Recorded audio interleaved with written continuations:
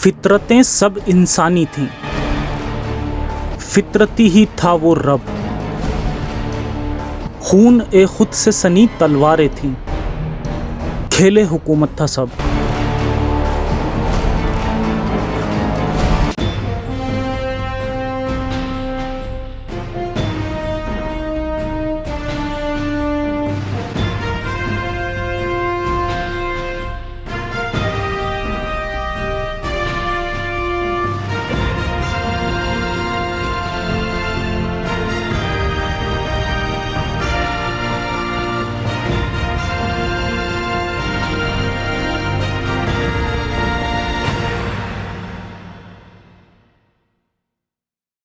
क्या वजह है कि हर साल मुहर्रम को शिया मुसलमान मातम करते हैं और अपना खून बहाते हैं?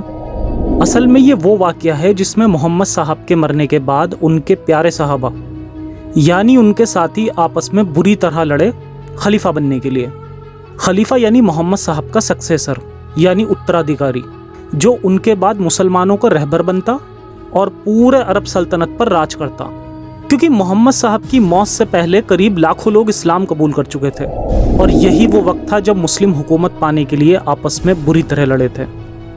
इस्लाम की शुरुआती हिस्ट्री अगर आप किसी मौलाना या मुफ्ती से सुनेंगे तो ये बिल्कुल आपको इस तरह बताएंगे जैसे कि कोई बुराई और अच्छाई या मोमिन और काफिर की लड़ाई हो। मगर जब आप खुद इनकी मुकद्दस किताबों को पढ़ेंगे तब पता चलेगा कि ये लड़ाई बुराई और अच्छाई की नहीं बल्कि उन लोगों की है जिन्हें सिर्फ खिलाफत पानी थी और इसके लिए वो किसी भी हद तक जा सकते थे। एक्स मुस्लिम हर एंगल से इस्लाम की रियलिटी मुस्लिम्स के सामने रखते हैं और ये वो एंगल है जिसमें अक्सर करके बात नहीं होती। इसीलिए अपनी इस सीरीज में मैं इस एंगल को भी अपने मुसलमान भाइयों को बताऊंगा ताकि वो अपने दिमाग में लगे एक और ताले को खोल सकें। मेरा बचपन शुरुआती दौर में सुन्नी और शिया दोनों ही मुसलमानों के साथ काफ़ी बीता है और इसलिए मैं इस बात से अच्छे से वाकिफ़ हूँ कि करोड़ों मुसलमानों का ब्रेन वॉश इस टॉपिक से किया गया है, ख़ासकर इंडिया और पाकिस्तान के मुसलमानों का। कुछ मुल्ले मौलवियों का मकसद तो बस मुहर्रम आने पर यह वाक़या बताकर लोगों को रुलाने का बिजनेस होता है, तो कुछ लोगों का आधी और मनगढ़ंत बात बताकर लोगों को ये कंक्लूज़न देना कि नमाज हर हाल में पढ़नी है। वहीं कुछ लोग इस हिस्ट्री को मैनिपुलेट करके इसे सही दिखाने की अपनी पूरी कोशिश करते हैं। अगर इस्लाम की तमाम बुराइयां एक्सपोज भी कर दी जाएं तो ये वो टॉपिक बाकी होगा जिसमें मुस्लिम प्राउड फील करेंगे। इसलिए अब मैं अपनी इस सीरीज़ में इस टॉपिक पर डिटेल में बात करूंगा और मोहम्मद साहब की मौत से लेकर करबला तक की हुई सारी घटना को दलीलों के साथ पेश करूंगा और साबित करूंगा कि इस पूरी जंग में इंसानियत का कोई नामो निशान नहीं था। याद रहे, मैं इस्लाम की हिस्ट्री को मैनिपुलेट करने नहीं जा रहा क्योंकि मुझे ये करने की ज़रूरत भी नहीं है।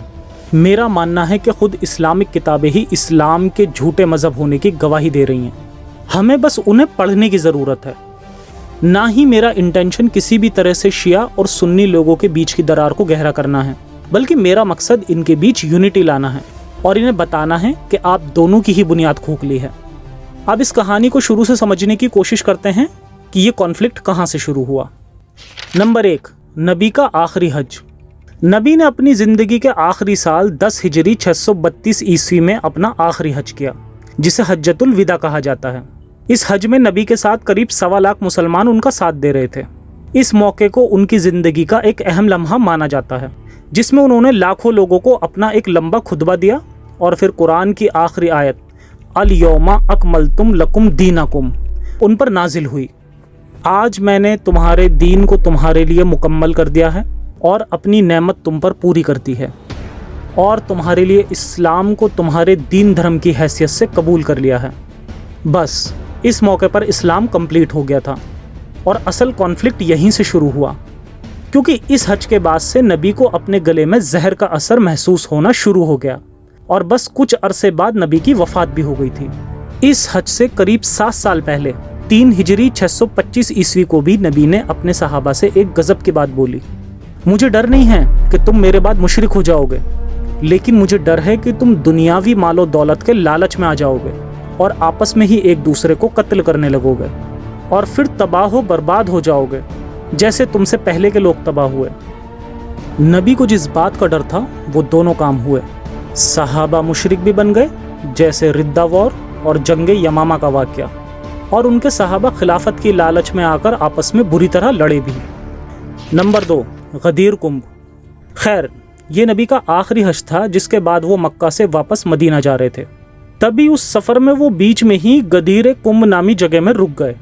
रुकने की वजह बताई जाती है कि हज़रत अली, जो कि नबी के चाचाजाद भाई और दामाद हैं, उनकी बहस किसी मसले पर एक सहाबी से हो गई, जिस पर नबी ने अली की सपोर्ट में कुछ अल्फाज कहे, जैसे मन कुंत मौला फ़ा हज़ा अलीउन मौला, जिसका मैं मौला उसके अली मौला, और कहा अना मदीनतुल इल्म व अलीयुन बाबूहा, मैं इल्म यानी ज्ञान का शहर हूँ और अली उसका दरवाज़ा है, बस जिसको इस शहर में दाखिल होना है वो दरवाजे से दाखिल हो जाए। इस वजह से शिया लोग इस दिन को ईद गदीर के नाम से हर साल मनाते हैं, और उनका मानना है कि इतना कहने से ही मोहम्मद साहब ने अली को अगला खलीफा डिक्लेयर कर दिया था। वहीं सुन्नी मानते हैं कि नबी के ये अल्फाज बस हज़रत अली की शान बताने के लिए बोले गए थे, ना कि उन्हें सीधे लफ्ज़ों में खलीफा बताया गया था।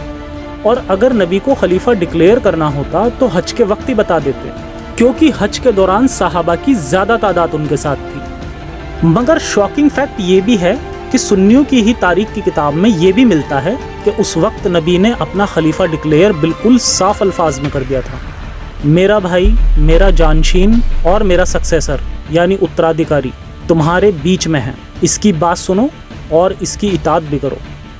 इसे कहते हैं कॉन्ट्राडिक्शन। हालांकि मैं इस्लाम की हिस्ट्री पर 1% भी बिलीव नहीं करता, मैं वही बातें कोट कर रहा हूँ जो लोगों के लिए ऑथेंटिक हैं। खैर, अब आगे चलते हैं। नंबर 3, मोहम्मद साहब की मौत। मोहम्मद साहब की मौत के वक्त का वाक़या भी खिलाफत के खेल को बखूबी बयान करता है। मौत से पहले रसूल अल्लाह के दर्द में इतनी ज़्यादा शिद्दत हो गई कि उन्होंने कहा, मुझे कलम और कागज़ दो ताकि मैं तुम्हारे लिए वसीयत लिख दूँ, जिससे मेरे बाद तुम कभी गुमराह नहीं होंगे। फिर रसूल के सहाबी आपस में लड़ने लगे। कुछ लोग चाहते थे कि नबी वसीयत लिखें, और कुछ लोग जैसे हज़रत उमर चाहते थे कि नबी वसीयत ना लिखें। फिर फरमाया, रसूल के सामने ये मुनासिब नहीं कि तुम झगड़ा करो। फिर रसूल ने कहा, मुझे अकेला छोड़ दो। यहाँ पर हज़रत उमर का नबी को वसीयत ना लिखने देना बिल्कुल इलॉजिकल है। कैसे, आइए समझते हैं। जब नबी ने कागज़ और कलम मांगा वसीयत लिखने के लिए, तब हज़रत उमर ने कहा कि हमारे पास खुदा का कलाम कुरान मौजूद है, लिहाजा हमें वसीयत की ज़रूरत नहीं। अब यहाँ सोचने वाली बात यह है कि नबी ने तो अपने आखिरी हज में ही मज़हब इस्लाम को कंप्लीट कर दिया था, अल यौमा अकमलतुम लकुम दीनकुम वाली आयत के साथ ही, यानी इस्लाम कंप्लीट हो गया है। और अब अगर नबी कोई बात कहेंगे तो वो इस्लाम का हिस्सा नहीं होगी, क्योंकि इस्लाम और उसके सारे रूल्स कंप्लीट हो गए हैं। अब अगर नबी कोई बात कहेंगे तो वो सिर्फ वसीयत और सलाह होगी, ना कि कुछ और। मेरे लॉजिक को और मजबूती मिलती है नबी के उमर की इस हरकत पर गुस्सा होने की बात से। मोहम्मद साहब की मौत गुस्से की हालत में हुई थी, वो उमर से गुस्सा थे, क्योंकि मोहम्मद साहब के कहने पर भी उमर ने इन्हें कागज़ और कलम नहीं दिया जिससे वो वसीयत लिख सकें। साफ जाहिर है कि अब नबी कोई दीनी बात नहीं बल्कि दुनियावी बात करने के लिए वसीयत लिखना चाह रहे थे। मगर आखिर ऐसी क्या बात थी जो हज़रत उमर ने उन्हें लिखने नहीं दिया? कहीं ये वसीयत खिलाफत के बारे में तो नहीं थी, क्योंकि ये दुनियावी मामला है और उनकी मौत के बाद यही सबसे इम्पॉर्टेंट भी है। शिया इस्लाम के अकॉर्डिंग नबी इस वक्त अली को अपना खलीफा वसीयत में लिखना चाह रहे थे, मगर हज़रत उमर ने उन्हें ऐसा करने नहीं दिया। जब नबी वसीयत ना लिख सके तब कहा जाता है कि वो कुछ अल्फाज को अपनी मौत से पहले बार बार दोहराते थे। और वो क्या थे? मौत के वक्त रसूल ने सहाबा को 3 चीज़ों की वसीयत की। पहली बात, मुशरिकीन को सरे ज़मीं अरब से निकाल दो। दूसरी बात, विदेशी कबाइल की खातिर करना। और तीसरी बात, साहबी कहते हैं कि मैं भूल गया तीसरी बात क्या थी। तो सहाबी कहते हैं कि मैं भूल गया कि नबी ने तीसरी बात क्या कही थी। अब क्योंकि रेफरेंस 100% ऑथेंटिक है तो अब इससे 2 कंक्लूज़न निकलते हैं। पहला कि अगर यहाँ सहाबा भूल सकते हैं तो किसी और मौके पर क्यों नहीं, और ना जाने ऐसी कौन कौन सी बातें होंगी जो लोगों के भूल जाने की वजह से हम तक नहीं पहुँच पाई होंगी, जो इस बात को डायरेक्ट साबित करता है कि इस्लाम झूठा मज़हब है। या फिर दूसरा कंक्लूज़न यही हो सकता है कि नबी ने कोई ऐसी बात बोली होगी जो सहाबा दुनिया से छुपाना चाहते थे। कहीं ये बात खिलाफत से रिलेटेड तो नहीं? खैर, इसके आगे तो कुछ नहीं कह सकते कि क्या सच है। जब नबी के सहाबी ही भूल जाते थे तो क्या कर सकते हैं। अब क्योंकि नबी के आखिरी लम्हे थे, इसके बाद नबी की मौत 63 साल की उम्र में 11 हिजरी 632 ईस्वी को हो जाती है।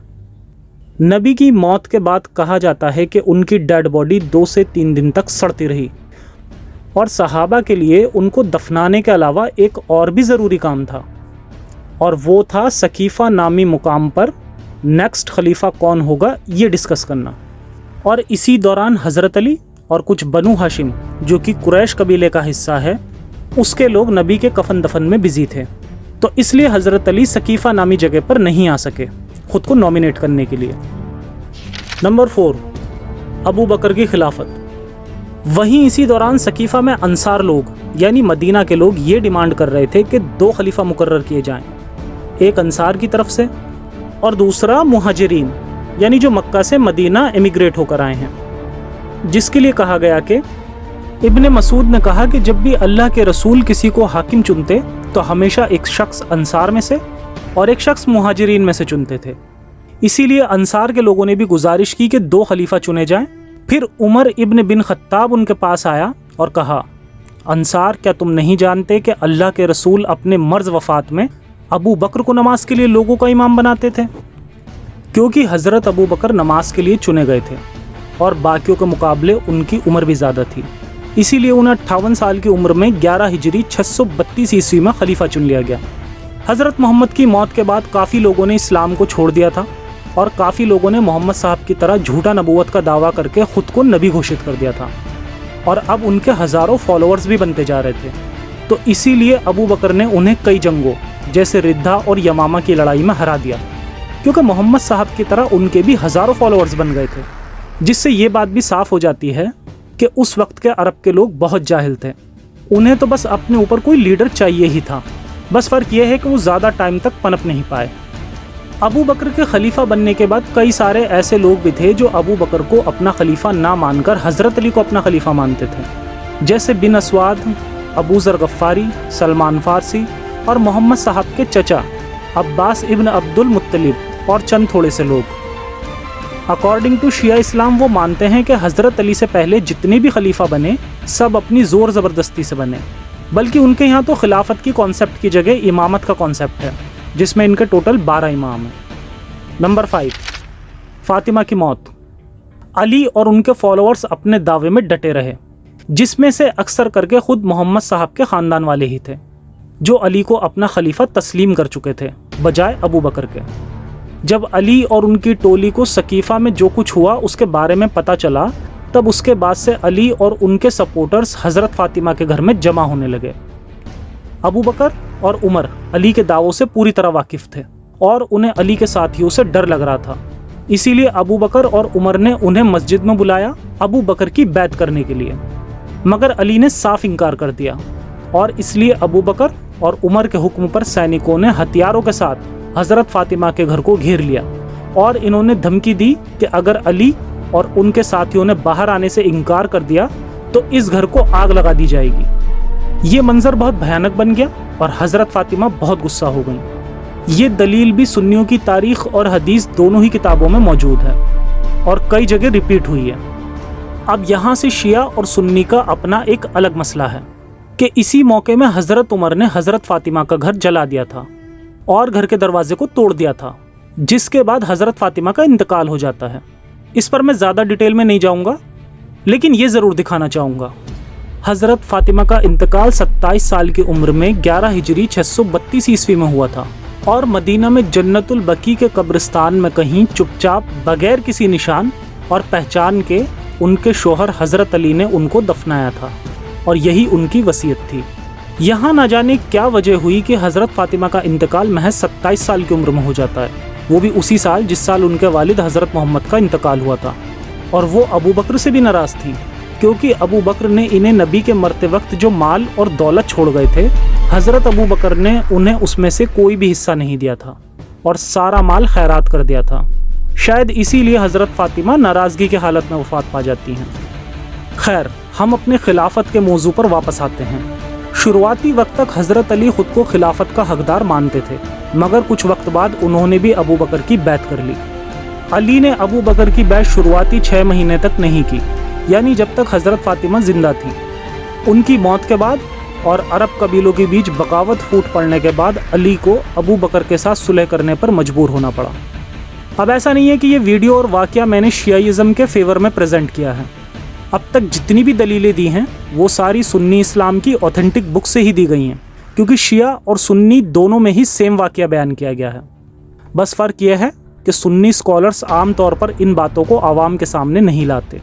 शायद अगर वो बता देंगे तब उन्हें इस हदीस को भी तस्लीम करना पड़ जाएगा कि रसूल ने कहा था कि अबू बकर मेरे बाद जुल्म व ज़ोर के साथ खलीफा होंगे और उसके बाद उमर खलीफा होंगे। तो ये था इस सीरीज़ खिलाफत का खूनी खेल का पहला एपिसोड कि अबू बकर पहला खलीफा कैसे बने। इस सीरीज़ के इसके बाद वाली वीडियोस में शिया इस्लाम को भी एक्सपोज किया जाएगा, ताकि मुस्लिम आवाम भी जान जाए कि इस्लाम को किसी भी एंगल से देखने पर भी ये कोई अमन का मज़हब नज़र नहीं आता। इस्लाम फैला ही है इसलिए क्योंकि मोहम्मद साहब के बाद जितने भी शासक आए सब ने इस मज़हब को फैलने के लिए जिहाद किया, और फिर या तो लोगों को मरना पड़ा या फिर इस्लाम कबूल करना पड़ा, वरना जजिया जैसा एक्स्ट्रा टैक्स चुकाना पड़ा। जो ज़्यादा टैक्स नहीं दे पाए वो मुस्लिम हो गए, और यही वजह बनी इस्लाम के फैलने की। फिर चाहे वो उमैया सल्तनत हो, अब्बासी सल्तनत हो, या ऑटोमन एम्पायर या मुग़ल एम्पायर, सब ने इस्लाम के नाम पर जिहाद किया और इसे फैलाते चले गए, बिल्कुल चैन मार्केटिंग की तरह। इस्लाम की रियलिटी बताने वालों को दज्जाल का फितना कहा जाता है, जो कि एक तरीका है ब्रेन वॉशिंग का, जिसमें इस्लाम के अलावा सब कुछ फितना बता दिया जाता है। मगर जब आप इस्लाम की रियलिटी को अकीदत का चश्मा उतार कर देखेंगे तब आप खुद समझ जाएंगे कि असल शैतानी फितना तो इस्लाम है। यही है इस्लाम की शुरुआती रियलिटी। इनके बाकी एपिसोड में मैं इसके आगे की रियलिटी आपके सामने लाऊंगा। दुनिया में कोई भी मज़हब सच्चा नहीं है। अगर आप किसी भी मज़हब की गहराई में जाओगे तो आपको सिर्फ गंदगी ही नज़र आएगी। लास्ट में मुस्लिम भाइयों से कहूँगा कि अरबों का मज़हब छोड़ें और इंसान बने, और बाकी सभी भी रैशनल बने, आज़ाद ख्याल बने। जय हिंद, साइंस हाफिज़।